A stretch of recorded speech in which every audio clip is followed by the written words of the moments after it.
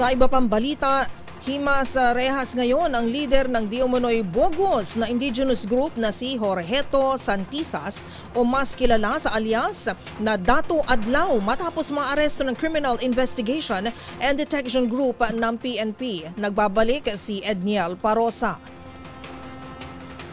Naaresto na ng Criminal Investigation and Detection Group ngayong umaga ang lider ng hindi rehistradong Federal Tribal Group of the Philippines na wanted din sa panggugulo sa Surigao City noong nakaraang buwan. Sa report na tinanggap ni CIDG Director, Police Major General Nicolas Torre III, nahuli sa Barangay Sabang ang pinuno ng grupong si Jorgeto Corpus Santisas alias Dato Adlaw.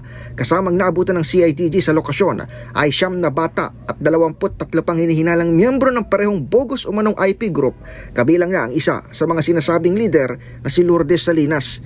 Enero nang sampahan ng reklamong alarming scandal ang grupo matapos ipadlak ang ilang establishmento sa Surigao City dahil sa issue ng ancestral claim.